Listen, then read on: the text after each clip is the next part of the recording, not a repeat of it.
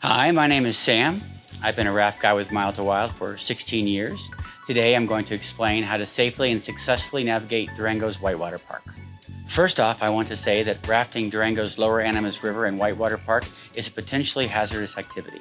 Especially if you're new to rafting, you need to properly prepare if you're going to run it on your own. The line you take when rafting the Whitewater Park will depend on the water level. At flows of 1500 CFS and above, the best line of entry will be the center line. Your marker for the center line will be 3 boulders. On approach, line up your raft so your bow points slightly river right, and then start paddling or rowing forward as your bow passes the first boulder. From there, you'll need to keep the raft teed up to the waves and moving forward with momentum as you drop down the 3 levels, moving forward into Smelter Wave. When you get to Smelter Wave, row or paddle hard so you can hit the wave straight on with a lot of speed. If you hit the wave sideways or with not enough momentum, there's a chance of flipping your raft. After Smelter, the other 2 big waves are Corner Pocket and Ponderosa. Just as with Smelter, you want to hit these waves straight on with plenty of speed. Lastly, during high water season, you should steer your raft slightly to the left of center on each of those bigger waves. Near the left side, the waves will be much less intense, making it a safer line for private boaters. If you plan to raft the Whitewater Park at low water, under 1000 CFS, the entry line will shift to far river left. On approach, line up your boat so your bow points midway between center and river right. Once you get through the first drop, you'll continue down that line across the river to line up for Smelter Wave. Once you pass Smelter Wave, follow the same line you would in high water.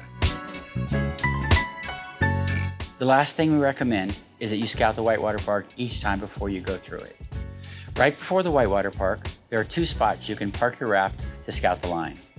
When scouting, check both the center and left line to see which will be the smoothest entry. You should also look out for any new river hazards such as logs or other debris. Once you've scouted and decided on your line, let your passengers know the approach you'll be taking. Remind them of paddle commands if they're paddling with you, and make sure their feet are firmly secured in the raft. These practices alone won't guarantee a perfect run through Durango's Whitewater Park, but knowing the proper lines and river safety principles will give you the best chance of success on your private raft trip. Keep in mind that you do not have to run the Whitewater Park if you don't feel ready to take it on. There are takeout and launch ramps at both ends of the Whitewater Park, making it an easy section to skip if need be. However, if you're uncomfortable running the Whitewater Park on your own, but still want to experience the exciting rapids, your best bet would be to take a guided rafting trip. I and the other guides at Mile to Wild have gone through rigorous training on the Lower Animas as well as other local rivers. As such, we are prepared to handle any problems one might encounter on the river. If you want to learn more about Mile to Wild's guided Lower Animas trips, head to our Durango Rafting page linked below. Once again, my name is Sam. Thank you for watching, and we can't wait to see you on the rivers and trails soon.